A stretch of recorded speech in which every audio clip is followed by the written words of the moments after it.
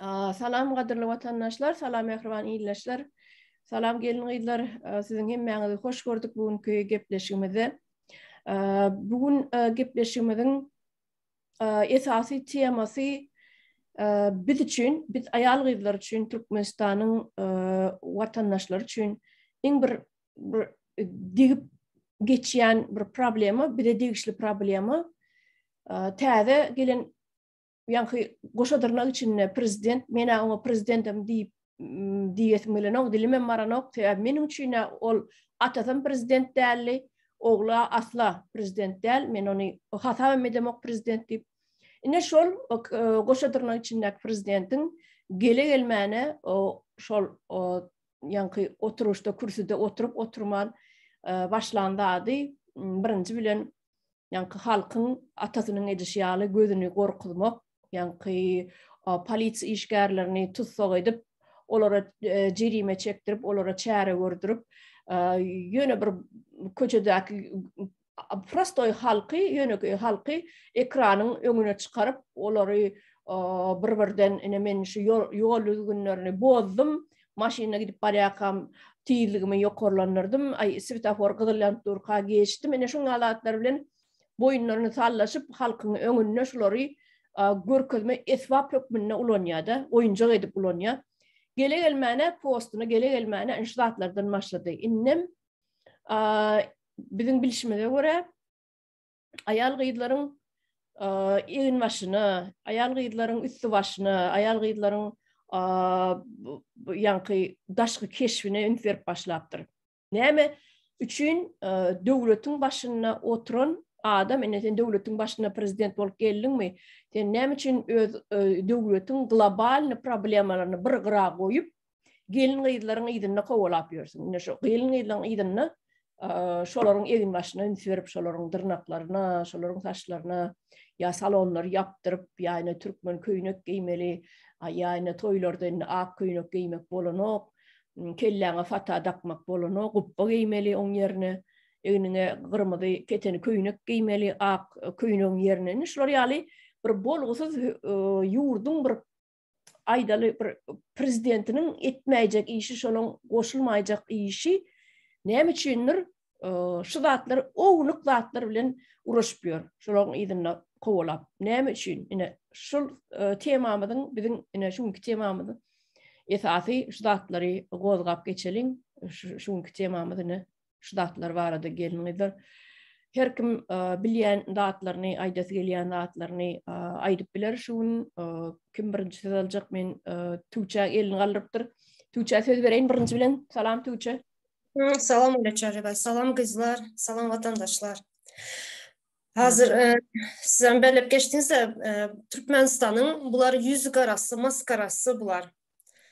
Bizlerin şu Türk'te hazır şu ayallar, Türk ayalları bizlerin üstümüzden gülü oturttular.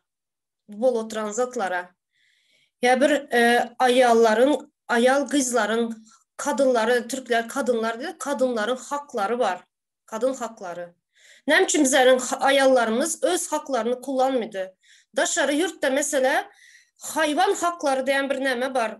Hayvan hakları. Bizlerin ayal kızlarımız hayvanlar cem yok mu? Näme üçin kullanmayalar? Bular atasıyam, oğluyam mesela 30 yıldan ondan önkü prezidentim goyun yalı halkın barda vapşeyinde halkın üstüne izdivaç edip başladılar. Bu näme demek? Ayal kızların eşiğine, ayal kızların daş görünüşüne koşulmak demek. Mesela benim saçıma karadı. Ben şimdi gidip her geze saçımı boyamalı. Ben her ayda bir geze saçımı boyamalı mesela. Ben gidip prezidentten saçımı boyamak için hormatlı prezidentimiz, ben saçımı boyamak isteyen, bana şuna ruhsat berýän mi deyip soramalı mıydı şunun için? Mesela ben dırnakımı boyasım geledi. Ben çıkıp gidip prezidentten, benim duşuşum var, ben toya gidecek duşuşum var. Ben gidip şundan izin mi almalıydı? Bu nerenin maskaraçılığı? Türkmenistan'ın ayalları hem Halmratan'ın aydışyalı nemenize çıdasanızlar gözünüzü yandak bilen sirinlar. Bu ne demek? Her zatınıza karıştırıp. Her bir ayal maşkalanın, kız maşkalanın en atası karışıyor. Liçni жизньна. Ayal maşkalanın hem eri karışıyor. Hemen bu Türkmenistan'ın ayal kızlarının hemesinin eri mi bu? Ya atası mı, radicili mi? Neme karışıyor? Türkmenistan'ı bunlar ata, oğul, sirka örüldüler. Bunlar özleri hem kloun. Bu ne demek? Maskaraçılık oldu. Sen prezident, ben önkü gepleşiklerimden bellep geçtim. Prezident demek neme demek? Prezident demek halkın hizmetkarı. Bunlar belki Türkmen dilini, öz dilini düşünmeyen, ben bunlara Ruslara taptığı için Rus dilinde aydın.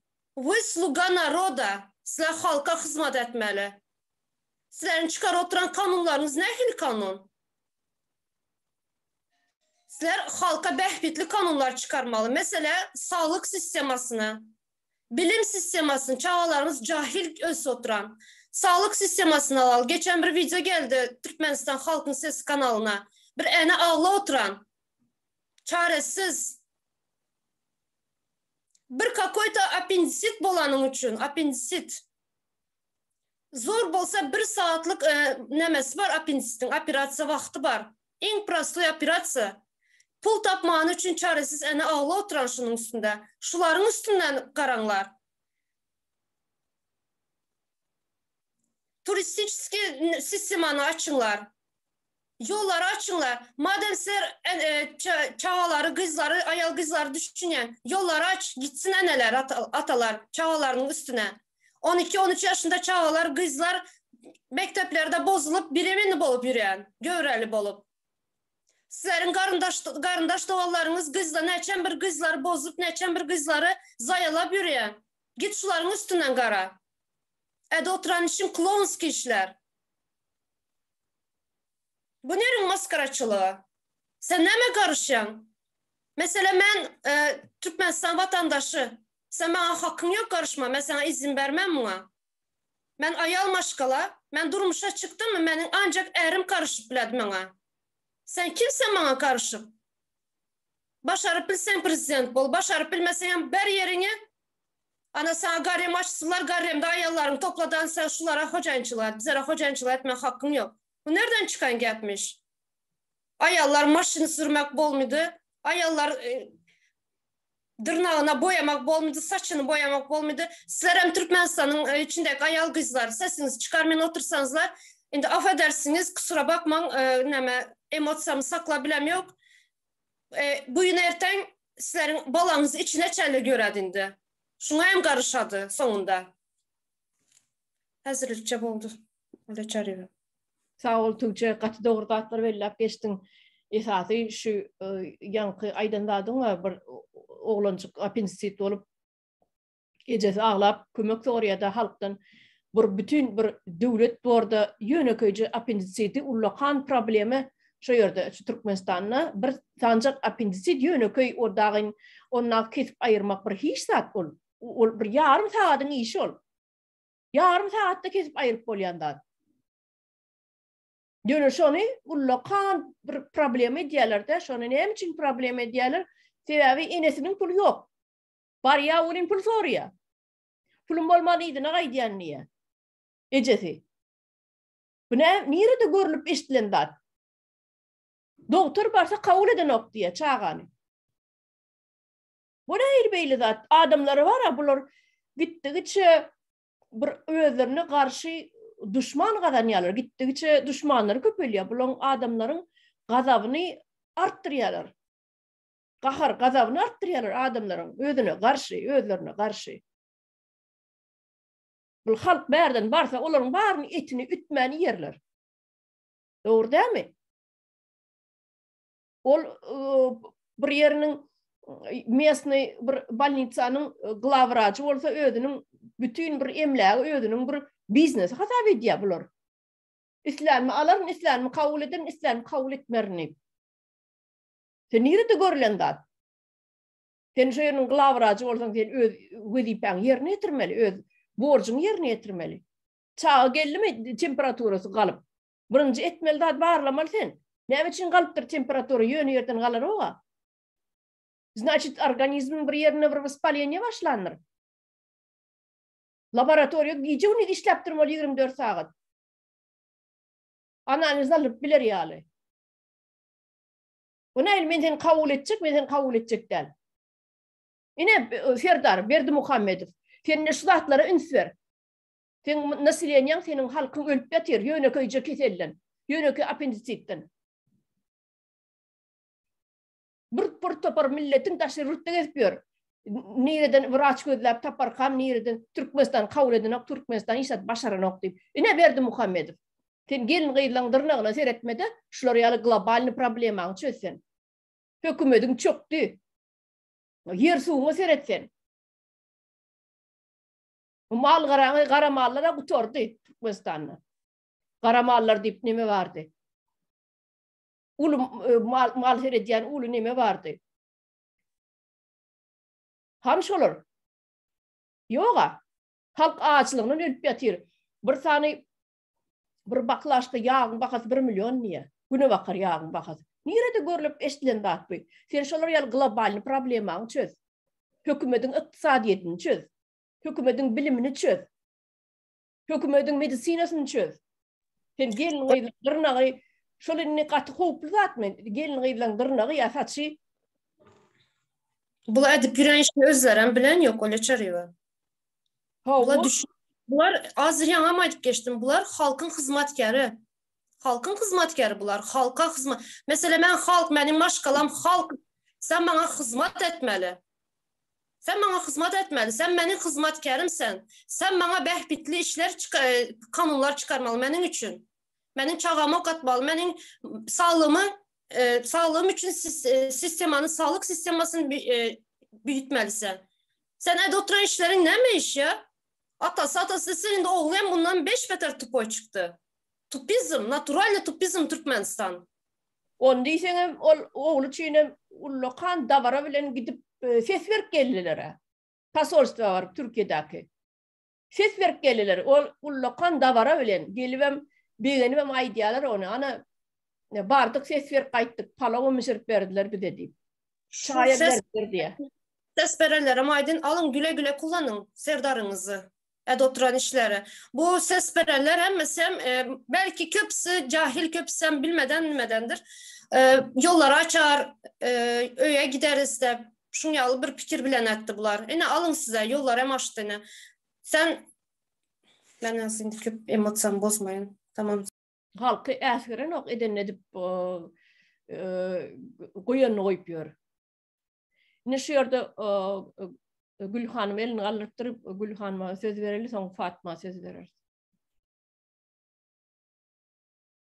Mikrofonunuz yapıp Gül Hanım. Salam kızlar, salam vatandaşlar.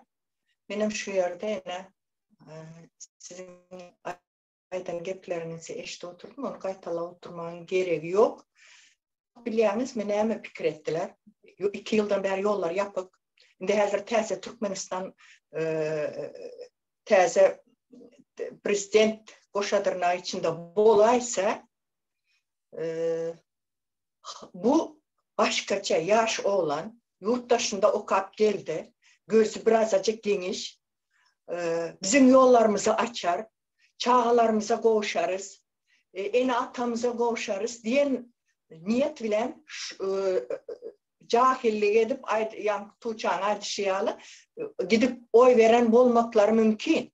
Yine Ruslar diyor ya yablın daleko ne pade etti. Berdimuhamedov giden bilen nasıl gitmedi ki. O meclisin başında durup o nemediyse oğlan indi şunu etmeli. O yerde başka adam yok ama yine öner bir Berdimuhamedov vardı. Şimdi 2 Berdimuhamedov aldı. Onlar şimdi bu aydılan zatlar her indi Olga Çarevna deme yok. Doğru düzgün aydışınız ya Balnitsa'da optna vraşlar yok. Şu pul verip okanlar var. Sonra şimdi şu pul vermem iş alıp şu veren pullarını toplamak bile onların kellesi karşı. Kimden neçe köprak 5 manat pul köprak alayım deyip. Onu değilsene nıhame özadan acı. Çekip duran hastanı Nhaştay'da doğanım kalp kriz geçirdi. 24 saat kapınsanın aşağında tutup son anje ettiler. Onun üstü şu ağırları, zatları nemeden son İsrail'de açtılar ama anjoda şu yerden stent takıldı. O yerde şu ağrıda yine anjo yaptılar, yine çıkıp pazarlık yap başladılar. Buna stent koymalı deyip. Yoksa şolara aydıldı.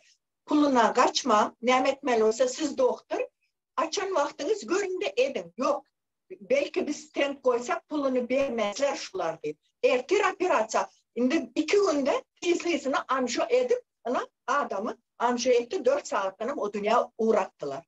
Bunlar, o zatları fikir eden yok, o zatlara düşünen yok bunlar. Bunlarda ne doğru düzgün spesyalist kaldı. Elektrikler, kanalizasyonlar, o Soyuz dövründen kalan 2 günde bir elektrik ötüyor, transformatör yanıyor. To Levat'ta, to Marda'dır, to başka yerde. Onları düşünen adam yok. Prosta pakazuha. Bir 100 tane, 200 tane yalakanı önüne koyuyorlar. Müzik edip, çepek çalıp, dans ettirip halka dışarı yurda gösteriş var.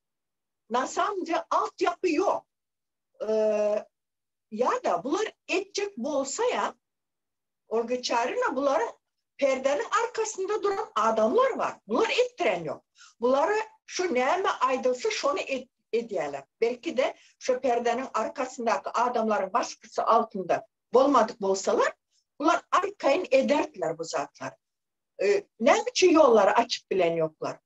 Ne mi? Onların yolları açması ne mi mesela? Значит şu perdenin arkasına açmam yolları. Siz perdenin arkasındakiler şu yolları açan yağdayınızda yurt dışındakilerin gözü açıldı uşu. Gelse sizin ömrünüz kız kalacak. Bizim hem sümürmene alacak zatlarımızı kayga bastıracak. O şimdi biz önkıyalı hareket edip bilmeyiz. Sebep biz ne mi? Devlet boyunca yurdumuz 4. yerde duran yer. Bizim baylığımız, halkımızı 2. kuvvet edip işletmenin hakkı var.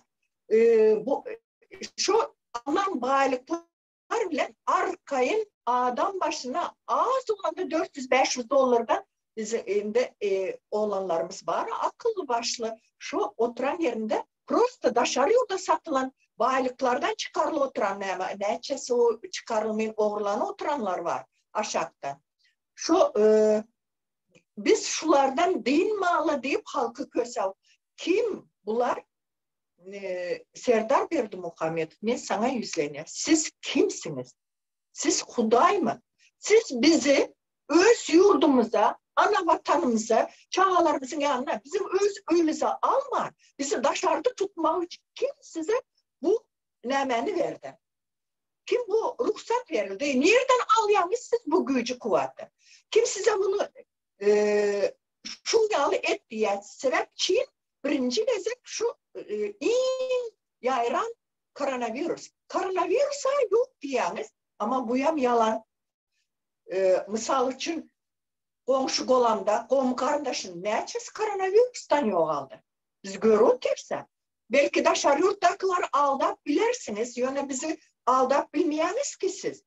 Biz Türkmenistan'ın rayatı.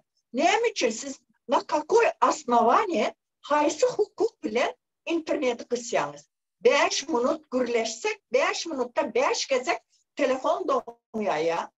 Biz öyümüzdekiler bir özünü görmenimiz bir didarlaşıp bilemiz yok. Bu hakkı kim veriyor size? Siz neçe enatanın, neçe çağaların göz kargınçlarını, gözyaşlarını bunlar siz o dünya gidende bunun cevabını net vereceksiniz. Kirios mezarlığı dolup yatır ya. 2002 yıl çağacıklar yatır o yerde. Sizinkiler ne yapışadık diyor? Yurt dışında halkın pulunu oğurlar. Keypse adayıyor. Bizim çağalarımız çağa değil mi? Biz halk, eğer bir halk ayağa kalan yağdayında o bir saatten bulup biler, bir günden bulup biler, siz girmene deşik takmarsınız. Aklınızı başınıza aylan. Biz internetleri açın, yollarımızı açın. Bize eğer halka görmek istesen, eğer halkım sana yaş, yurttaşın okat büyük ümitlenemet. Yönü indi men aydanın bilenem hiç sat olmaz. Biz sistemanı güdüğünden değiştirmesek olgu çaremle bu sistema çöktü. Tamamen çöktü uşun. Hiçbir zat bulan yok bu sistemadan. Belki de şu Berto Muhammedovların özel şu indi kalan kaçanlar bir zat etsek kaçal deyip durandı. Ben öz şahsi fikrim o. Bakar şu yerde durayım yeni son neyemederim. Kızlarım geplesin. Böyle sağ olun Gül Hanım. Şu yerde Fatma söz verelim. Şöyle elin alırdı. Birinci son Tuğçe söz verir. Salam kızlar hemeyse. Vatandaşlar salam size de. Benim şurada kızlar özümün fikrimi açacak. Yine 2000'den beri ben şok düştüm. Öyle çağırayım siz yanı belirlep geçtiniz. Bu prezidenti ben prezident deyip hasar edem yok deyip. Benim şunu gol beyan.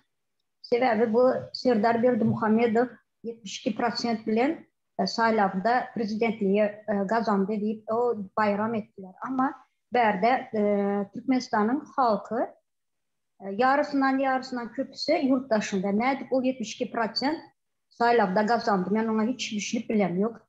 Sonra şu bir iki günlükte gepleştim diyenin severine hemen şoka düştüm. Tuğca yanı belirlep geçti. Kızlarımızın, öyle çağrına sizden belirlediğiniz kızlar, gelin kızlarımızın, zinalların parmakları, saçı yine nemesi, hem zadı bilen işi var. Ona Angrat'ta koyalı, indi gelin kızların balağı bilen işi var bunların. Şunu düşünüyorsunuz. Ben şuna yaman şoka düştüm. Ben utandım bu zadı dinlep. Yine yaman kıynaldım. Mesela içindeki gelin kızların, zinalların yağdayına katı kıynaldım. Bu ne demek? Bu indi bu zat onların işi oldu mu? Utanan yoklar mı bunlar? Ahlak taraftar nehli adamlar bunlar. Nehli deyip bunları düşünmeli indi. Bu Türkmenistan'ın içindeki yukarıdaki oturan onlar bize terörist deyip ona at verdik.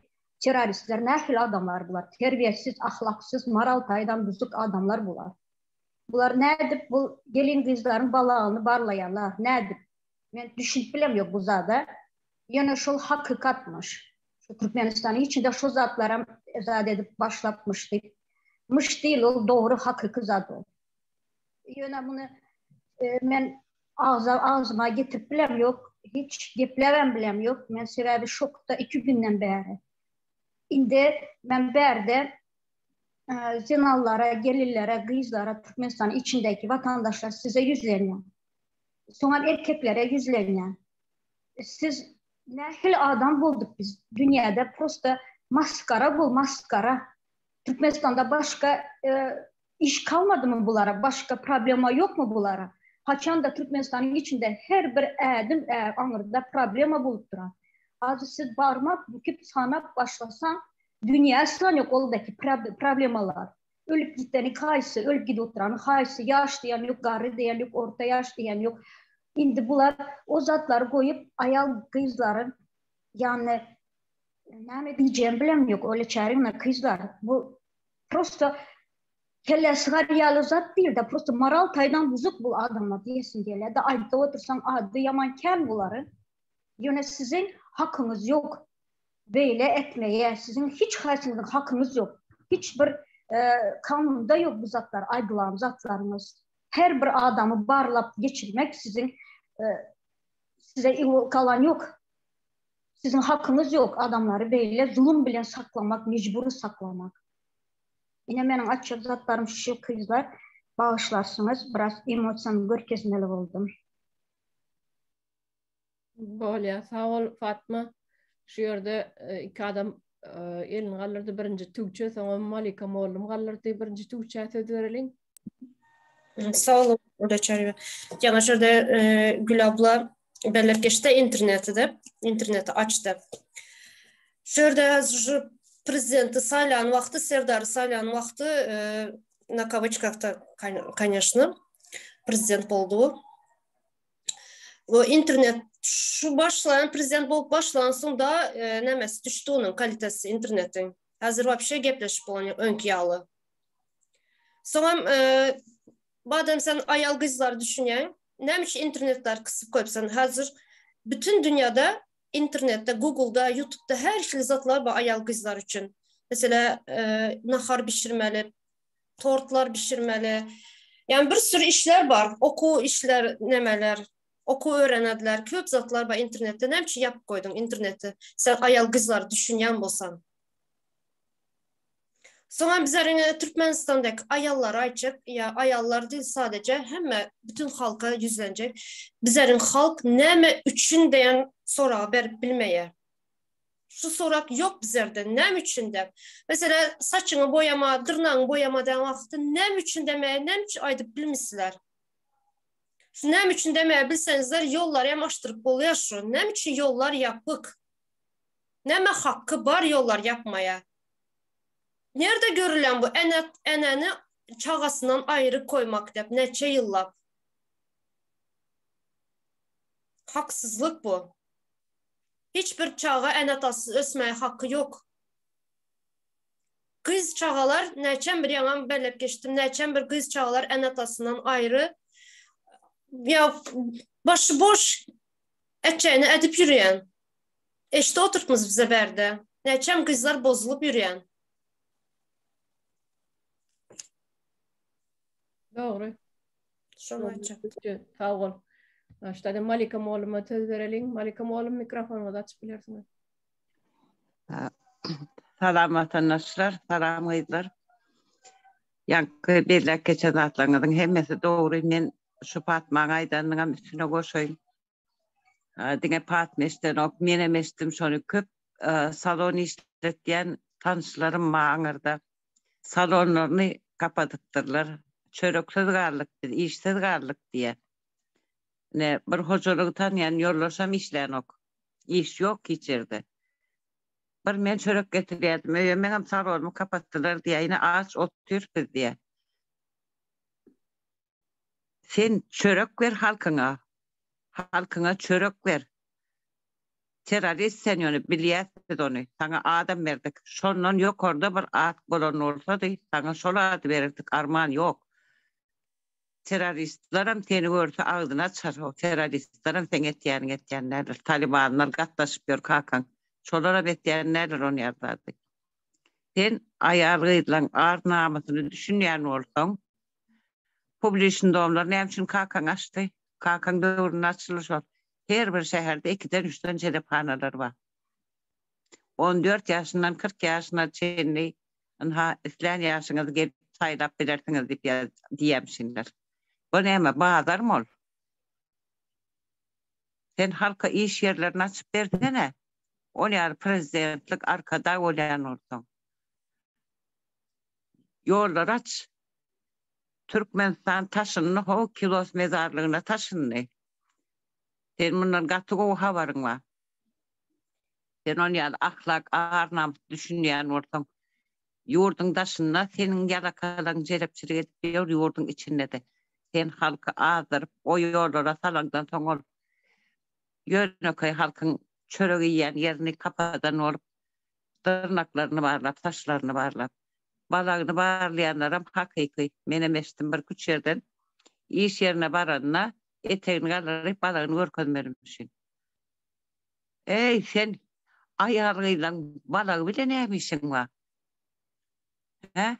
Başka problem olan bitti mi? İnternet işten ok, işsizlik devam ediyor, açlık var. Halk gün görüp bilen ok, musurkodan, karton, baklaşka çöpleyen çağacıklar, çörök taptılarım, paketin içinde olsa alay diyeceğim deyip alyamsınlar. Çörök paketten içinde olsa alay deyip. Sen şu duruma getirdin, sen Afrika'dan beter. Sen Kuzey Kore'ye köle gösterse de olmadın ha. Sen ayargıydları, bunun önüne için namazlı, hicaplı gelin gıydıların yağlıklarını sıpır alanlarını diyadığınız için yok mu? Sen kakan etti şunu. Namaz okusa bak habist, saçını boyasa, tırnağını boyasa, o celep oluyor mu? Hani onu sizem adam olun. Adam olun da eden yanlışlarını düzerdin hani. Etmeseydiniz. Adamları türmelerde öldürmeseydiniz. Celephaneler açmasaydınız. Halkı yurttaşına çıkmağı mecbur edip sonundan yollar kapatıp korona var. 2 yıllap korona ne işlesin otaydı. Korona boldu geçti. Tenne tozancuklar var ha. Korona yok diyelim sana nanarı. Tozancukların var. O tozancuklar geçti, çoktan geçti. Aç yolları. Biz her hili yol bileden bararız. Sen fikir etme, halka mağırda emsim oturmaz. Sen gelin gıyılan balağın hörür yarak. Sen kim olayan? Sen gırnan mı olur eline düşen? Gırnan mı olur? Sen hileyin dere olur. Sen ancak öz hileyin balağını örp dersin. Utanman olan balağını eteğini kaldırıp, o eteğini de kaldırıp sonra balağını örpüyen hileylerde de kelle yok. Ütün onu, ütün. Kim eteğini kaldırmayan balağını görecek diyse, siz öz ağır namusunuz var balağın içinde. Ertir ona mı görecek olurlar? Sizi hayfi yola iteklep getir oturduğunu görüyorsunuz yok mu, düşünüyorsunuz yok mu sonra? Balağınızın eğeriniz görür ha. Ayal maskara olayına da sen yollaşın, sen balağını görkezme hakkın yok. Aç yolları. Niçemir eneler ine tuğçe bellek geçti. Çağıları anırda, enatalar anırda ya da ölüye anırda, ölüye sıradasını görüp değil de adlaşıp bilen okulur. Ya bir yerde ölüp gidip oturuyor. Ya Ukrayna'da uğraşta kaldı. Ne için sen halkına sahip çıkan oktu? En ulu problemin şu an varsın oldu sana son eline bir tanlak çalanı. Sen ulu iyili bütün dünya rezil ettin Türkmen'i. Maskar ettin o. Biz ölüğümüzü yurdumuza götürüp bilemdik. Sen derdinden. Aç yollar aç. Yollar açan biz neyle saç boyamalı, neyle balak görkezmelisin, görkezer size. Şeyle bir balak görkezer size. Utorsuzlar. Öz Türkmen ayargıyızlarınızın namusunu kovu depelediniz. Erkekler sizem hereylenizin balağını görkeler. İmsem oturuyan olsanız. Sizem onu Türkmenliğiniz hem yok, erkekliğiniz hem yok. Ne için boyamadı men yoldaşım cevap verir. Doğru ait ya. Yoldaşım sen boyamırsın deyse oturur. O devletin başka işi yok. Bir yerinin hereyinin balağını giydi mi, giymedi mi? Saçını boyadı mı, boyamadı mı? Ağaç halkını doyur ondan. Yetim çağılar var. Anne ne açık hocalıklar. Barara yeri yok, yaşara öğü yok. Sen şoları söylesene. O elitli çayları Talibanlara vermeden ver şolar yer yetimlere. Halka söydürecek olsan sen arkada dersen arkadan oraya tıyı sen.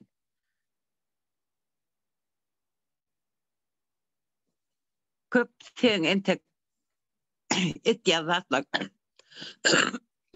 Halk bilmeyenler eken halk bilye. Sen şu türmeler bilen korkudan halkı. Türmeye basaymasın diyenler yöne bir gün savur kayasesi doğulur. Şu adam ayağı kadar ölsem hem indeştaydı türmeye dıksanım deyip dıdacaklar sen üstüne katı kendir. O iyilin ayarmaşkadan tırnağı, saçı, yeresi bilen. Erkeklerim azıcık arnaması goran, arnamasınızı. Uyuyorlarınızın enelerinizdir, ayarlarınızdır, yan yoluşunuzdur, şoların balağına, saçına bir yerde oturan terörist karşımana hakkı yoktur. Şoların hemmesini terörist deyip ilan ettik biz. Polisi işgərlərim şoları kontrol etməni, eyle geyme, beyle geyme demene hak yok. Şu, kim olsun şu tayda, oğlum olsa, bak direktörüm olsa, hanımefendi balan görüyor, ben hak yok, var, urup, kırıp, saçını yolup kaydın. Beydip, korku oturman, ağzınızın sineğini bir ağzıcık koran. Heleğinizden ertir beyruğun gelip yatacak değilse de sesinizi çıkarmarsanız siz. Konu balağa gelen olsa. Şu atlıkça şunaydayın benim ödümden gitmeyin. Assalamu alaikum oğlum. Ahlaydanlarına da koşulayan. Hakikaten sesini çıkaran halk sesini çıkarman o terörün gittikçe bunların alyan kanunları mı kararları mı katı bir absürt gittigiçe absurt olup gidip bar ya, hayran galaymaly. Nira gülçeňem bilen ok, aglajaňam bilen ok bilen tapyp alýan, kabul edýän kararlaryna men hayran alýanna. Şu wagt Tüdem tapamok, şu daşerutda häzir aýtdyr. Islenlik adamyň ýakyna geçip barýan adamyň ýakasyna tutdy. Aýdyp berne Türkmenistanyň prezidenti, Türkmenistanyň gelin ýyllarynyň balaklaryna çeni beretdirýär, ýaşandyrnaklaryna çeni taşlaryna çeni boýatmaly, salonlara çeni ýapdyrýar diýsen, şu eňekler aşak düşüp şuňa gelerde ankaryp durarlar ýüzüňe seredip. Sen näme samraýan milýän mi diýerler? Emma mece sorawy Serdara berýän. Sen terörist, Serdar, sen aklın yerine mi? Ne men sana berýän şu taýda ýaşaýan demokratik döwletiň ýaşaýan halkynyň berýän sorawyny men ne sana berýän Serdar, sen aklın yerine mi? Şu döwletiň global problemasyny beýle bir ýana süýşürip goýup, gelin ýyllaň ýydyna gelip şu balagy bam ýokmy, saç kellesini, saçy boýalanmy, boýalmadykmy, kellesini ýalyk bam ýokmy, şu zatları ýydarlap ýürmek utanç dämi seniň üçin? Sen plintusdan aşak düşdüň Serdar. Ataňdan beter öňürtdiň. Bular legal gelen adamlar däl, hökümetiň başyna bular terörist, bular terror bular. Terror. Ýöne köçeden gelip oturan adam terror. Bir kanun basıp alan şol oturan kürsüsini. Terror sen Serdar. Ol konstitusiýada prezidente sögmek bolan ok dip kanun kabul edip siz näme sögdirmäň özüňizi halky. Şeýdip bersen halk sögmezmi saňa? Şeýdip bersen.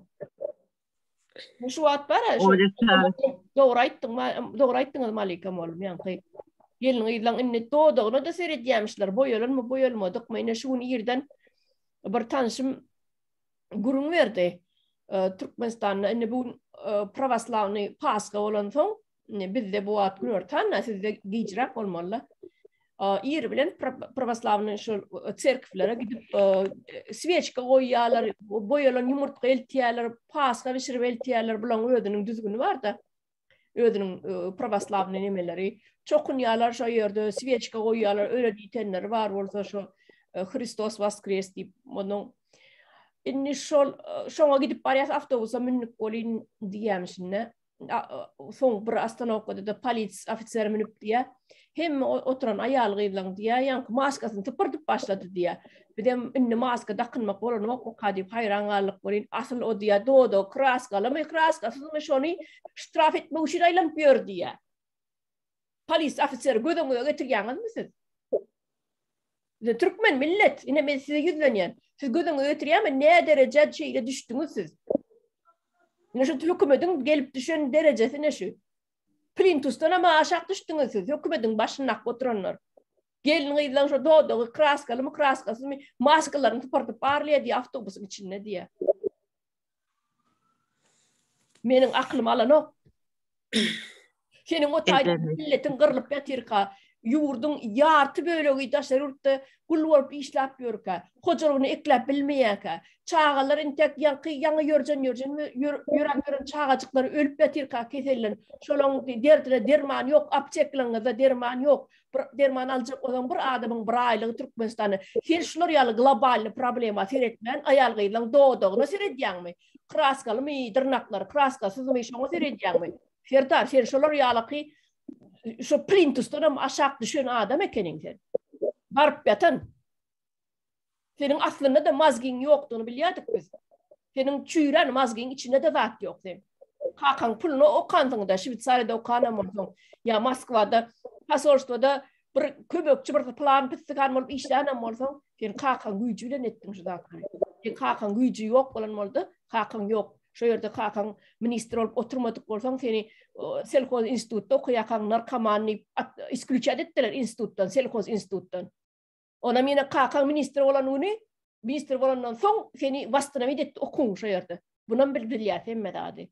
Şolar ýaly kellen içi boş oturunca duranca bir narkoman ýöne näme diýär? Näme diýär? Baýlygam ada barayam nira var ýaň diýse men götü bokla kellesi Gürlese de ağzı eğri bayın oğlu gürlesin diyeler.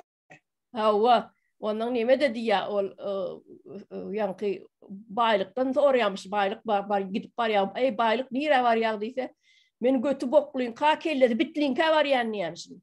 Mene kakası şu derecede olan son samsık oturan bir barp eten narkoman ol okuunu okabilmen ödem Türkmen diline ho.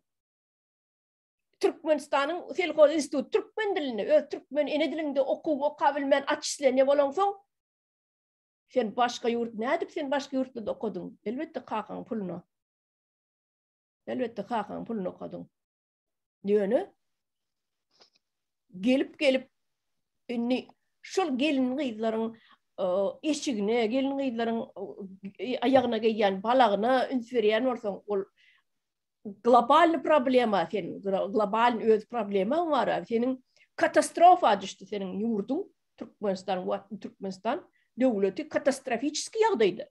Qatı elbet kriz yağdaydı. Şu zatları ünsvermen gelin gıydıların balağını en ulu problema Türkmenistan'ın en ulu problema ediptir. Gülkünç. Oo. Kakası nereden alıp durup pulunu? Onu okatmak için. Onda Sizin pulumuz. Sizin pulumuz. halkın pulu. Halkın pulu. Yetimlerin pulu. Halkın pulu. Halkın pulu. Nemen ecem pensiyasını alabilmedi aşataydan. Nememişin Amerika'da grajdanstvosu var deyip. Amerika'da demesi var. Yani Amerika'da yaşaya 6 ay veri Türkmenistan'a gelmesen pensiya yok sana deyiptirler. Ne? Men Türkmenistan'da benim işledim. Bana da pensiya yok. Menin işler, şu yerdeki işler, neçeli işlerine olur, şu pensiya bana verilmeli. Yok bende pensiya. Ne şu sizinim, vatandaşlar. Meninim şol sanlı. Bizim pulumuz. Tohumunu okuduk gören yankı, taşta uğrunaki ahranalarına paylayan pulu var. Hem mesela halkın pulu. Ahranalarının alayan, en berkisi şonun melleğine, şon hocalarına, tuğrağına, teritoriyasına bağ ekip gören bağvansın aylığı $10,000 bundan 10 yıl mının. $10,000 bir bağvan var, ekin ekip melleğini seyrediyen, yol kızını zadını, palmasını zadını oturtup veren yankı bağvanı var. Kurban olayım öz bağvan. Şonun aylığı $10,000. Onların en baş var ha, giyen. Onların her gün bir giyenini ertirsin giyen ola. Okulların halkın puluna alın ya. O halkın pulu. Şu yerde neyme birinci bilen. Misal için bir sade halkın bir yılkı işleyen aylığından köptür onların bir giyen en başı. Конечно köp. Bol bir egin başın ödü $10,000 var, bir kostyum alan ödü $10,000 ingardanı. $10,000 bir sancak kostyum alan. $10 tapanıyor. Bir san galstuğun ödü $500. Ya bir san koğuşunun ödü $5,000-6,000. Bir san koğuşun var bahadı. Ya Onda ecesini balakın neçe dolar duruyor. Ecesini balakından haber var meken? Ya karışadan bolsa. Ya ecesinin balağını Cemal Saparova tribuna çıkıp öyle ödü okuya ödü diyalacaksa cin dokuya ödü balağını ödü keşteleye edip öyle. On balağının bakasını bilemiyorum. Cemal Saparova bilendir on bakasını. Ha o orna ağlaca dokuya ödediler bile. Bizim çağıranmadı sen bir Muhammed'lardan katı olur ya. Bizim söylüyor, bizim çağıranmadı koğuşasımız geliyor, en atalamada koğuşasımız geliyor. Açıyorlar Serdar. Terörist, malum ki, laçı terörist, aç. Yorlar aç, sen açmasan apsıp varsın halkın elinden. Sen edenceğini tıkır tıkır burnunuzdan getirir.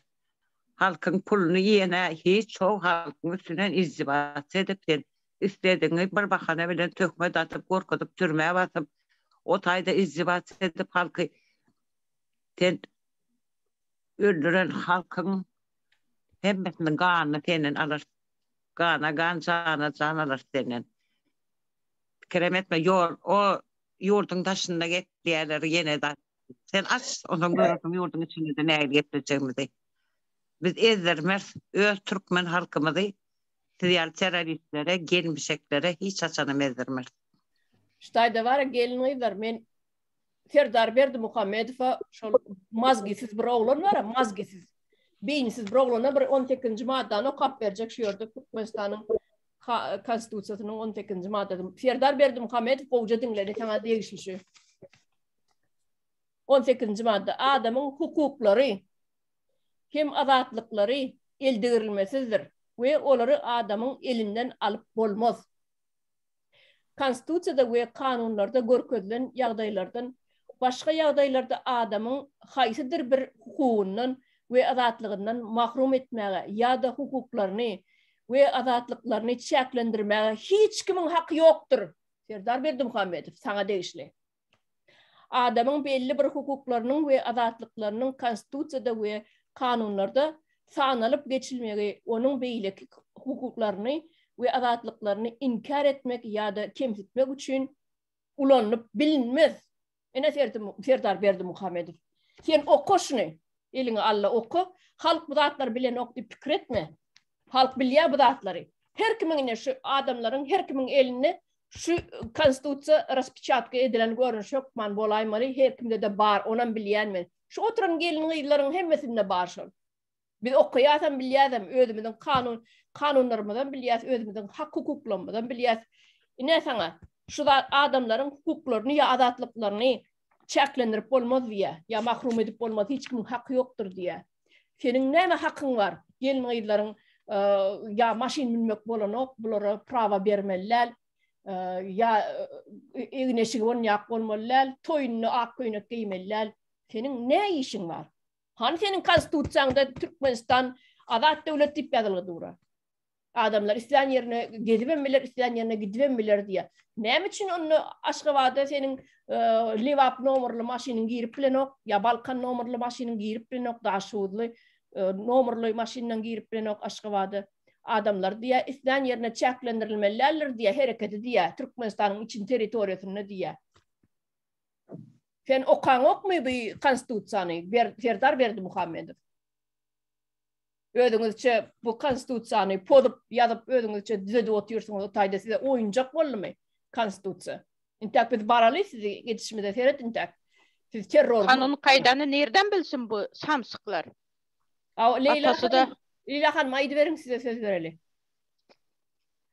Salam vatandaşlar. Salam. Bu bir kanun degen prezidentler başımıza bir bela bolup geldi. Menimçe. Sebebi kızlarını saçı bilen, sakalı bilen, giyecek, toyunda giyecek fata göynekleri bilen ne işi?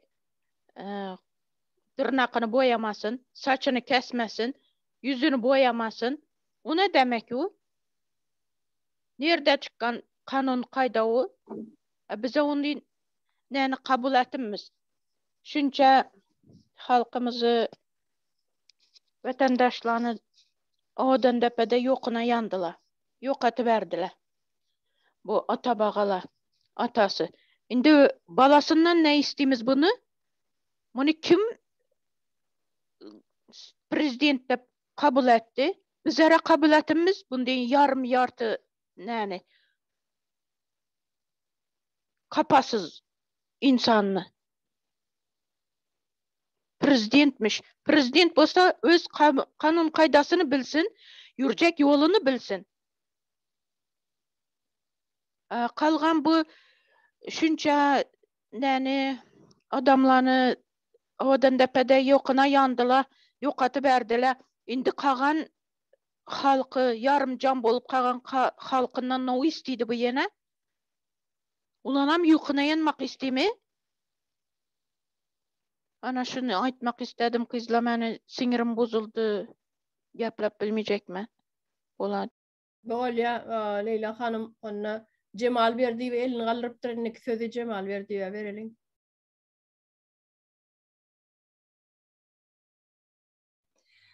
Salam kardeşler, vatandaşlar. Şu bizim Türkmenistan'ımızda Serdar Berdimuhamedov'un yalanı var. Sebep hemmez adam yalan. Hiçbir kanun yok, kanunlarının gücüm yok. Terörist bunlar. Diyeler de asmanımız arası terörist yok, bombalamıyorlar. Terörist başınızdakiler. Serdar Berdimuhamedov bir kanun veren. Türkmenistan'ın beyle beyik problemalarını bir yana ayırıp onu kellesine ağırdası gelmiyor. Hezet gezecek, bir eli yağda, bir eli balda. Dine ayal kızların ayıp bir Türkmen ayal kızların köynüğünü kaldırıp balağına seyrediler mi? Öyde olsam enen seyredip bilir de ayağına zadına yöne atan, kakan, ağaların seyretmez. Öz atan, ağaların seyretmez. Ol bir nirenin niresi sen köynüğünü kaldırıp balağına seyredecek. Onları düzediğince başka zaten düzetsin. Hem Türkmenistan'ın halkını, sağda halkını aldı ya. Ay neçe adam biz türmeden boşalttık. 900 adam ya da 1000 adam. Nerede türmeden boşaltıyorsunuz? Yolda 2 sanak çağı uçsa ikisini ama türmeye basar ya birini basar. Günahsız giden adamları türmeden boşaltıp onun gazette boy paylayalar, haberlerde hormatlı arkadaşımız yine bir kara görümüz deyip. Onlar günahsız adamları boşaltıyor.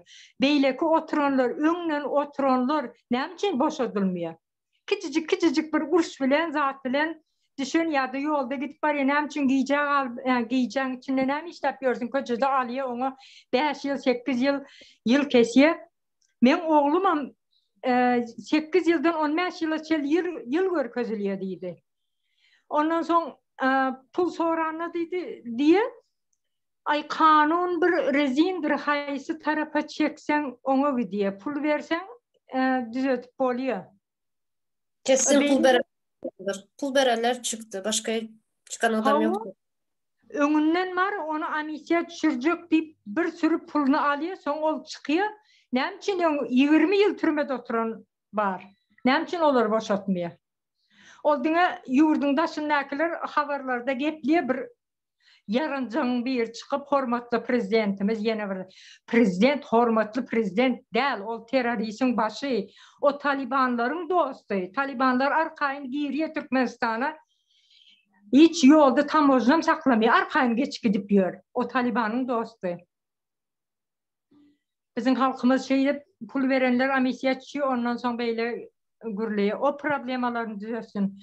Türkmenistan'ın dışında kalan ölenler var. Ne için Türkmenistan'ın içine almıyor? Yani atasının o haramulun atasının melleği mi? Çekirtken atasının melleği mi? Mirası mı? Bizim vatanımız. Halkın vatanı. Haramlarınki değil. Şu atlıkça aytacaklarımdan ibaret. Sağ olun. Böyle sağ olun Cemal verdi ve şu yerde Tuğçe elini kaldırıptır. Hadi Tuğçe dedirelim. Sağ olun geçelim. Az şurada yana Malika ablayam, Cemal ablayam bellep geçti. Terörist dep, neme dep, Talibanlar dep. Bunlar Türkmenistan'ı, Afganistan'a mı överecekler? Neçenci asırda yaşayız biz? Mesela hazır yanayam baştan bellep geçtiğinde Türklerin ayalları bunları eşitip sizlerin prezident geri zekalı mı dedi. Geri zekalı demek ne demek? Geri zekalı demek samsık demek. Kellesi işlemeye. Aklı izde kalan demek. Bu nereden çıkan zat? Mesela Türk'te hazır Türklerin prezidenti şunyalı işletse var ya Türklerin ayalları parçalıydı bu prezidenti. Protesta çıkıp, dışarıya çıkıp, yola çıkıp. Uzağım gitmeli, Türkiye'm gitmeli. Komşu Özbekistan alalı. Komşu Özbekistan'da var mı şunyalı kanunlar? Şunyalı kararlar var mı? Ya utanmadan bu nehil yani prezidentlerin başka bir nemelerin yüzüne nehil karap biliyor bu. Ay Allah. Ya sen prezidentleri bırak kenara taşla. Sen erkek olmayı bil. Sen birinin ayağına birinin simyasına neme koşuluyor? Maskaraçılık. Sadece maskaraçılık. Kloun bunlar. Dibilizm.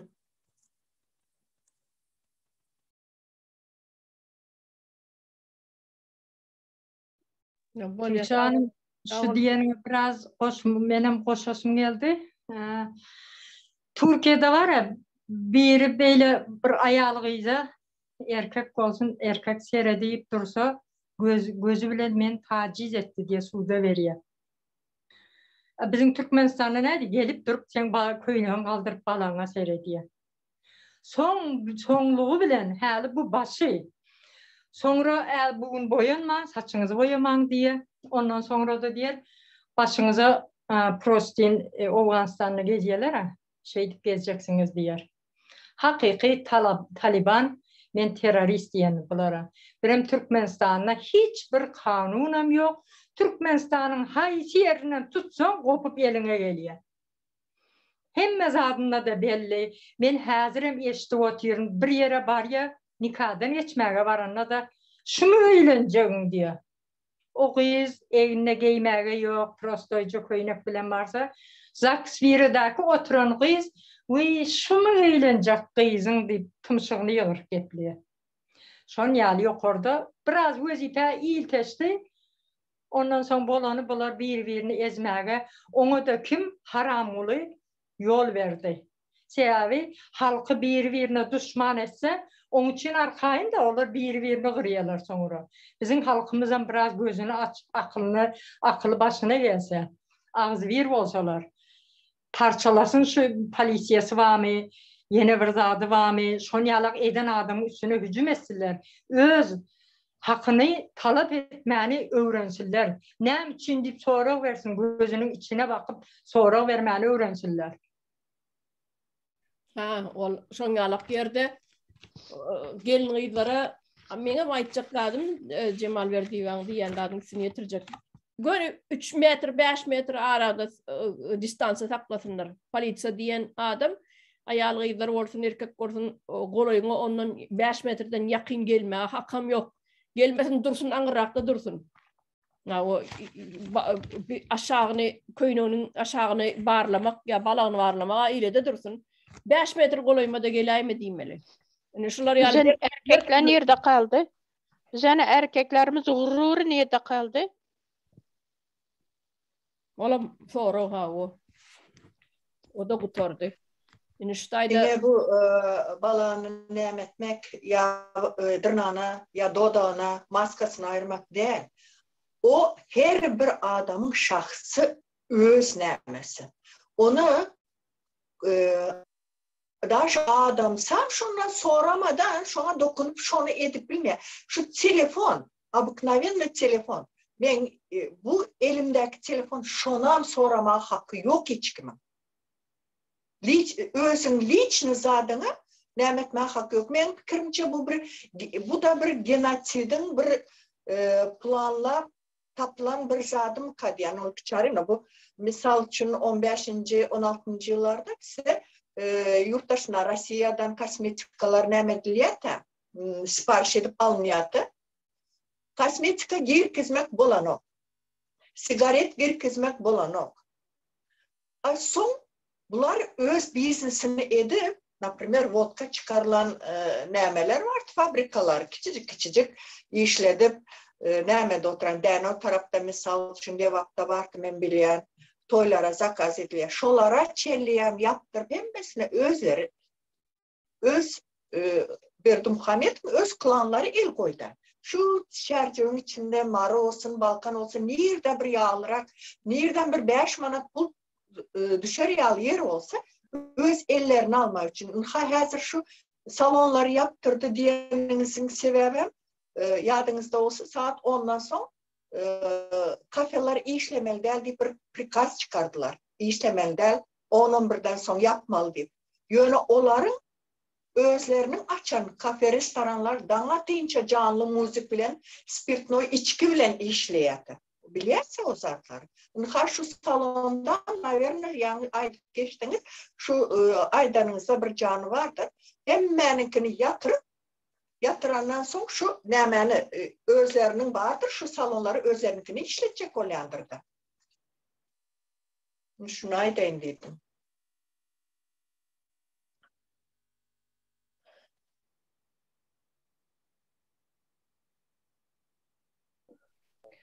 Olya şkada malika malum söz verelim. Men yana Tuğçe bir kovdetelene ağlak geçti. Özbekistan'a bağımşılar yardı deyip. 2019 yılda Türkiye'de işlep yürün bir Özbekistan'da kıyıp atılı verdi. Estensiniz. şonu Özbekistan'ın prezidenti Ştay'dan gatı bir yıldan gorak iyidine düştü, iyi dedi. Şonu neyem için öldü? Neyem sebeple öldürüldü deyip. Bizde orun şunça adam öldü. Bir mezarlık doldu. Yöne yıkacasını iyi dedi mi? Ne konsolosluğa, ne prezident arkada hiçbiri demedi. Yine sizin arkadaşınız sizi yere Melike sokup uzağa gidip oturmalı yadınızda ama 2 yıl bundan özümüzde şu aptupan turup ne açık nemeler uçup gitti tabanlar. Adamların canının üstü. Hani şu bunlar şonalı atılıyor yani olsa hani yani şu yerde napınır dışarı yurttan kömek olmadık, işlep, nemetmek. Helen şu köp adamlarının cayının üstü onarılmaz. İlk gece bir o da nemesini telefonu var mı, yüzüğü var mı satıştırıp bir öyünü remont edip şu kışın şon yıl, 2 yıldan beri şon yıl yaşa oturan adamlarım var. Yani şolara kömek etmeye ona kellesi işlerini okuların. Ya bunlar bir şu indi politsiya işgərləri yadınızda olsa radarları o yerde gizlenip bu yerde gizlenip tutup ştraf ediyor şoförleri pul almak için. Belki bu ayal kızlara sıramı bir öğrenen kılıp bir ruj çalar, yalak çalar. Şu bahane bilen şulardan pul almak şunun niyetinde mi? Neye kendine şu nimettiler ben hiç aklım nimet bilen yok da neye sebep bilen yani olgu çağrınaydı bir işgari gelip maskanı ayırıp dodak görür mü? Ya köyne göterilip balık görünür mü? Nerede ayda eşitilen zat bu? Maskara, bütün dünya maskara. YouTube'u açtım dedim Türkmenistan'da. Ne şu nereden bolup dursun? Doduklarını, kraskalımı hem görüyormuşsun maskalarını tıpırıp. Avtobusun içinde. Benim şüngürleştim de şu güzellik salonunda işlep, şu işi eden kızlar biri bilen aşağıda şu lapı keç, şeydi düşünceli, neymiş etmeliydi, ne gün görmeli. Pul yok, işimize en güzellik salonum yaptılar. Şu güzellik salona köp pul saçıp doğdak demedi yani saç onardı yani ama şunlar şu taraf şu yalakalar şolunku bizim halkımız bir sadece bir toy zat ayda yılda bir toy olanda bir bari bir saçcağızını onartmasa var her gün gidip oturan ayal kız ama yok hazırda her kim 5 manat pul tapsa nereden bir çağacıklarımın karnını doyurarın deyip neyme. Bulam yeni bir başka ayrılacaksa. Eğer buğday biçti mi?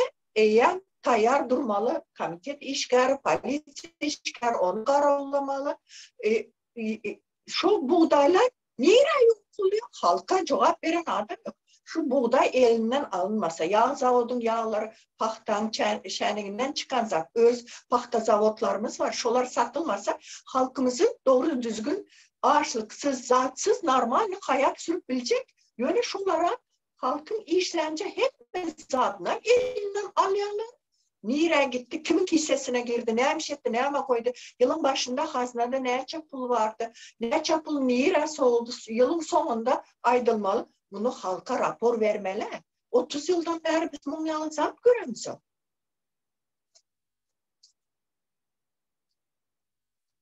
Ha barandan son nesip olsa yurda baranımızdan son bunların hemmesi yine şu halka açacak oluyor. Şimdi bundan son halkımız hiç kimden korkmasın. Bir onlar terörist mi? Teröristlere teröriste ne yakılı hücum etmeli. Ne yakılı şu onlar bir saat diyemem sizin üstünüze geldi mi? Adını familyasını aytmadı mı? Paveska bilen bir yere çağırmadı mı? Şu hiç nemetme, korkmayın. Bundan sonra koyun, onlar korksun sizden. Birazcık neme diyorlar, özünüzü ele alınız. Bir silkinin halkım. Yeter ya, balanıza karşın olsa bundan sonra neme kaldı diyor. Erkekler, ayarlar birazcık gayret edin.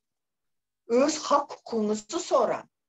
Özünüzü goramanı başarın. Gorama diye hükman bir eline silah alıp çıkmalı de, tüpen alıp çıkmalı de. Elinizin aşağında balta vardır, bil vardır. Öyünüze girdim, kapı kellesini soktum. İçeri düğünden sokun da ne etmeli olsa ölüm bir ölüm öz namusumuzu koran indi. Yok, var olsa silahı mı alıp çıksınlar? Teröristin başka çaresi yok. Silah yok. Elinizden tırnağınızdan yara. Melike onların havarım var benim. Alt tüfeklerine çelik toplar aldılar. Vardı biz. Bizim evimizde vardı. Benim kakamda vardı o. Gelip onun için bir ay bizi taskatem ettiler. Elimizden silahımızı aldılar. Hiç zaten vermediler. Şimdi hazır çok ayarlar, Türkiye'de işlep gören ayarlar var. Anırda adamsı eğer ömlen bir narkoman olan olsa ya bir alkoholik olan olsa şunun neyme karakterini bilen möcekler var şu tayda aylanıp yören. Şolara bir 5-10 manat pul verip ayalığına Türkiye'ye gitti. 10 yağlı gel şu yere arzaya. Boşan sen ondan son 6 aydan sonra yine cayını satarsın. Ben sana bir yağlı seyrederim diyeyim. Yine şon yağlı et görenlerim var. Şolara kömek eden advokatlar var. Prokuratura işgerleri var. Uçaskoy miliseler var. Şu adamlar sonra köçe atıp köçelerde ölen adamlar var. Onların adı belli, familyası belli hem gerek vakti. Onların hemmesi çıkar. Yine şu sizem yine teze Türkmenistan kurulanda birinci sizem şu edil şu haramzadaların hatarında gidecek yeriniz odan depeder. Şunam ayda indiydim vakti gelin vakti. Doğru ya o. Güllüğün doğru ayttınız. İşte de Fatma elini alırıptır şoňa söz berelik. Ben şurada Malika ablanın diyenlerine koşulyan şu Kilyos Öğle'deki yatan vatandaşlarımız giden hemmesi yaşlar, köprak diyende. Gelilerim var, ayallarım var. Yine geçen yılda bizim herkesine zinanlarımız yüz tutup YouTube'lara çıktı, TikTok'lara çıktı. Keseli olan sonki canında ben gideyim yurduma çağcıklarımın nefesi bilen azıcık olsam bidarlaşın son ben gitmeli adam ben gitmeli. Keseli zinanlarımız yalvarıp YouTube'lara çıktı. Şu konsulda işleyenler de hükümetimizin ne diyen at tutup hükümetlik oturanları var. Şular neymiş şu ayal geçilerimizin, gelirlerimize sahip çıkmadı. Neymiş iyi çıkmadı. Onlar birlik etti ya bu zatlar vatandaşlarına şuna çekilen derdi. Şu zinalları eğer biz halk gerek bulsak şu hükümete bizi böyle hiç kaçana mertebemizi, namusumuzu böyle aşağı düşürmezdiler. Onlar hiç nahil olarda adamçılık kalmadı vatandaşlar. Şunun içine bu terörist toplarına karşılığımızı görkezmeli vakti geldi. Özem ilgi vakti geldi. Siz onlardan korkmalı değil, onlar bizden korksun indi. Sebebi ne ki Daşar yurtta Türkmenler yaman katıken, ölüp giden, gitip giden yaman katıken hiç kayısı şulara iyi çıkan yok. Konsuldakilere hiç hem iyi çıkan yok. Yine o çareyine mesela şurada sorak verecek. O konsulun işi ne mi iş etmeli? Şu hakta azıcık olsa şu vatandaşlarımıza görün etseniz şu ölen giden halkı için şular alade etmelidir. Doğru mu o çareyine? Absolutno doğru aytýan Fatma. Absolutno doğru.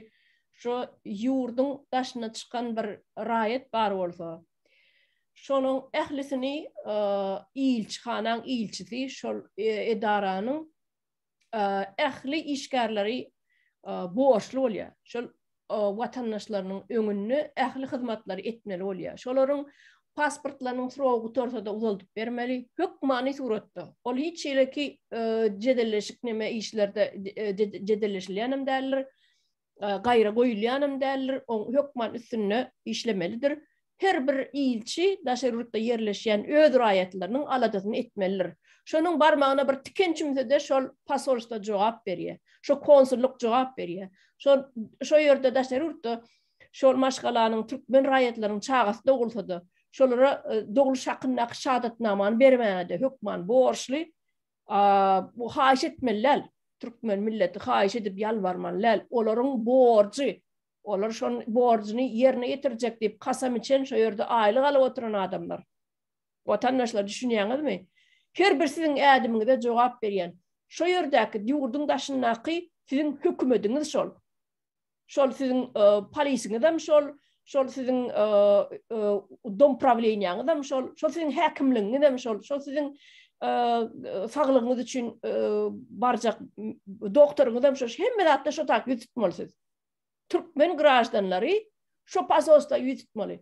Siziň öz Türkmenistanyňyzda gidip bitirip bilmejek işleriňizden, ähli kagızlaryňyň, ähli dokumentleriňizden, ähli zady şolar bitirip bermeli. Hiç şeylik gaýra goýulmasız, orta alınıp bir maslahatlaşılmasız, hökman suratda yerine ýetirilmeli işlerine şolar. Şo pasolstwan, şo ilçiniň, ilçihanadaky ilçiniň gösgöni özüniň borjy. Her bir građanyň şo ýerde şo durmuşa çykjagam bolsa şo çözýär. Problemasy çözüp bermeli. Ya bir spravka gereken bolsa Türkmenistanyň alyp bilenok, gidip bilenok bolsa pasolstva ýüz tutýar. Türkmenistanyň ýürüýti edaralaryny ýüz tutýar da siziň etmeli işiňiz, ýa-ni sizi alyp bermeli. Size gerekli dokumentleri şolar alyp berýär. Näme spravka gereken bolsa, ya bir peçat goýmaly bolsa özleri peçat goýup berýär. Çağa dogulsa da şoňa doguluş hakyndaky ya sizin pasportlaryňyzyň surogy nemese de düzeltedi. Ähli zady şolar çözüp bermeli. Ya biri ýoglaýan ýagdaýynda şol ya ýogulmakada şol eger balnisada hastahanada hasta ýataýan ýagdaýynda şol barıp ya telefonu sürür ya özleri barıp pasolstwaň işgärleri barıp halynyň habar tutup durmaly. Senin građanyň ol. Öz ýurduna gidip bilmeýän üçin sen şo ýerde oturýarsyň. Sen şollarda ilçi bolup oturýarsyň. Sen şo zatları çözmeli. Sen građanyň agyr ýagdaýdamy ya awariýa boldymy? Ya bir balnoymy, hastamy, ya öz ýurduna gidesi gelýärmi? Hasta agyr ýagdaýda ýatanam bolsa, şo ýerde bejermene, olaň hak we özüni bejertmäge aslında medisina diýilýände islenlik adam, insan haýsy ýurtda bolaýyny da, haýsy kontinentde bolsa tapawdy ýok. Afrika bolsun, Astraliýa bolsun tapawdy ýok. Islenlik ýurduny yarawsyz ýagdaýa düşenne şo ýerdäki islenlik döwletdäki medisina gullukları hökman suratda gaýra goýulmasyz birinji kömek berýändir watandaşlar. Şonu ýadyňdan çykarmak. Hökman suratda meniň oňa sigortam ýok, meniň oňa strahowkam ýok diýip hiç şil çekinmän. Birinji kömegi ähli ýurtlarda her bir insan alyp bilýändir.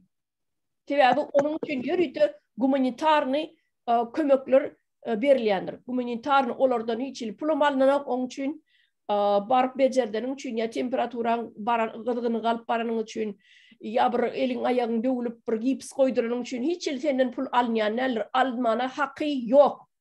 Islenlik građanyň, islenlik döwletde, islenlik kontinentde okeanyň aňyrsy bolsun, bärsi bolsun islenlik ýagdaýda hökmany suratda birinji kömek, birinji medisina kömegini almana haky bardyr. Sen bu aşla edip sen üstüne pul yüklemege de yüklemelem däl olar aslında. Yüklemelem däl. Ýöne Türkmenden gelip düşen güni Türkiýede 2,5 milyon millet Türkmen milleti ýaşaýan bolsa, bularyň her iki adamdan bir adam hökman kesellep hastahanalary ýüz tutýar. Şonuň üçin Türkiýe döwletim bir rizinnelle oňa üstü humanitarny kömek gelipdiren noktaşar ýurtlardan. Özüne barjy ýanky serişdeler bilen halky bejerýän bolmaly. Öz halka bir, oňdaşyna Siriýadan göçgenler 2, Türkmenistandan baran 2,5 milyona mawsesini. Türkiýe döwletine de oňa da agram düşýär. Olam rizinnelle, oňa baýlygy bir ummasy, iýdi üzülmesiz baýlygy ýok Türkiýanyň. Şoňa da biz dogry düşünmeli. Şoň üçin biziň halkymyza ýanky gelýänler tölegli ýanky tölemeli ine bardy bejerdi gaýtdy ýöne ýydynden soň tölemeli sen şu pulu diýip adresini hat gelýänler elbetde. Olam ýanky aýdyp beren zatlardan şo zatlar sebäpli. Yönü yankayçıları ilç. Olga Çarina başkalara şu aydanın ziyalın, например, Suriyallara, Türk vatandaşlarına son taksit ödersin. Yöne Türkmenlere polnusu töletiyorlar. Sebep Türkmenler yok, pul yok, tölep bilen yok. Bir gün 2 gün kalan pasportlarını taşlap kaçan neyçileri var. İndi Türkmenler elinde tutuyorlar. Ta pulu töleyince çıkaran oklar. Ha şu pulu tölep gel, son git diyeler. Başımızdan öttü. Doğanım yattı. Son ben ayttım, taksit else biz edip bilerdik ama sizin Türkmen halkınıza inanmıyoruz diyor. Sebep yok, ellerinde yok. Sizin ne eğer konsolosluğa varsa da çıkıp bu benim Türkmenistan'ın rayeti. İnha biz var. Şu töler taksit değilse ya bir son Azerbaycanlarda var eken bunam şu nemede vaktinde aydık konsolosluğa Türk soylu isteyip bir hat verbeldiydi. Misal için Türkiye'ye geldiniz beri Balnisa'yı indi alsanız bolanı. Balnisa düşmeden ön var konsolosluğadan şu rayet, Türk soylu rayet, biz Türkmenistan'da konsolosluğanın mührü bilen hat getirin. Biz sizi yoğun bakımda biz bunlarla becermeye hakkımız var dedi. Ama sizde olmadığı için tölersiniz dedi. 11 milyon pul töledi. Yine şu tayda ben yine de bizim ilçihanılanmadın. Türkiye'deki olsun, başka yurttaki olsun ilçihanılanmadın. Direksizliğini anladı ya. Vatandaşlar şoların eline hiç gücün yoktuğunu anladı ya. Şoların bir boş edaradığını anladı ya. Eğer sen boş edara değil olsan, bir işleri bitirip bilyen olsan, senin bir gımmatın, hormatın var olsa, sen öz grajdanına, öz vatandaşlarına, istenik yurtta sen kömek etmeli, şolara grant bolup durmalı. Bir rayetın senin kesellep hasahana düştü mü? Sen şonun arkasına grant bolup durmalı. Şu rayetlerin sen enesem, atasam sen mi olyan? Daşar orta oturan pasollar var, enenki ilçihanadaki ilçin özü. Şol rayet hasahana düşen yağdayını Türkmenistan bilen oların özünün nemesi bolmaly. Yani kontraktı bağlaşılan. Şol rayetin becerilen gospitalin olsun, hastahanasında olsun, neçe belgisi bar olsa, şonu konvertasiya edip, şu pul bilen özleri tölep vermeli. Ya da belli bir orta geliniye. Şol milletin, Türkmen milletinin şu yerde yaşa oturun devletinin sigortası yok olsa, strahofkası yok olsa, şonun çıkaran, gospitalın çıkaran çıktıcısını pasolstva orta neme geliyor, dil bağlaşıp, yani gospital bilen pasolstva dil bağlaşıp, orta bir neme 50% skit edip, 50%'ine konvertasiya edip, Türkmenistan'ın bankını üstünden geçirmeli. Şoların öz bugalteriyasına. Edilmeli, işte şon yani edilmeli. Yönü bizim pasolstvamızın, Türkmenistan'ın İslenlik edarası çüren pıtrap eline geliyor. İslen. Boş edara deyip aydiyan beni olara. Boş edara. Hiç işlemeyen boş edara. Aslında etmeli borçları ne şu yankımayın sanat verinde aslında. Yönü bunlar boş. Direksiz. Şunun için halk öz hukukunu bilmeyensin, öz hak hukukunu talep edip bilmeyensin, baranağım, görünağım, şolara yüz tutmaları baranağım, olar sen olara etmeli borçlarını ayırıp versen, pasolstvan işgalleri ağzını açar durur sizin yüzünüze seyredip. Sen neme diyen deyip. Öz borçlarını bilen oklar sebebi. Olar pul bilen işe giriyorlar şu tay. Şey diyeyim şu tayda da oturuyorlar öz borçlarını bilen oklar. Ne şuna ayırayım. Ne patman sonra ona şeylere cevap veriyen ben. Olacan. Pasolstvan bilen ok. Yönü iş diyorlar, işleyen ok der. Kəbirler üçün. 3.000-4.000 dolar versen, ana sana yol açıp veriyorlar. Bolmadık yere, söymedik yerine saygın yok yere şol teröristi arkadağım deyip kıyırıp bilsen, yanakalık edip bilsen, ana onu et diyorlar. Bir kısanam reklam için balinoyları koy veriyorlar. Olardanım sağıp alıyor. Ondan sonra yankı Gül Hanım'ın aydan bir meselesi var. Şu an vermeyen kaçıp giden oklar Gül Hanım. Yok. Halkta şopul yok. işte tutayık gelmem. Yok, benim sana ayttım Melike. Yok dedim. Yok, bolanı için kaçmak mecburiyetinde kalıyorlar. Pasportlarından taşımak gidiyorlar. Şimdi şunu konsolosluğa ödemeli. Konsolosluğa ödemeli. Bana 4 tane Türkmen pasport görkestiler. Hayna şey diyorlardı. Sizin Türkmenler değil. Nemşe deyin dedim. Yok, olar da dedim. Yok dedim. Sağlık sigortamızı aldırtacağınız dedim. Vize alanda. Yönet hiç yerde işlen o sağlık sigorta hiçbir peydası yok dedim. Neme gelin gıylar ona şutayda hemmemiz aytacaklarım aytıp olmasak böyle deysek mükak diyen sebebi 1,5 saat olup var ya. Gepleşimiz katılık olsa da ondan vatandaşlamadan nimet başlayan jalıt edip uzak gürleşýäňiz diýip. Bolýa onda her ýerde men aýratyn sag bolsun aýdýan şunuky geleniňiz üçin gepleşik geçireniňiz üçin her biriňize. Benim sağ olsun aýdýan emmeňize. Sag bolun gyzlar, ýa akşamlar hepimize. Bolýa sag bolun hemmeňize. Sag bolun. Sağ olun.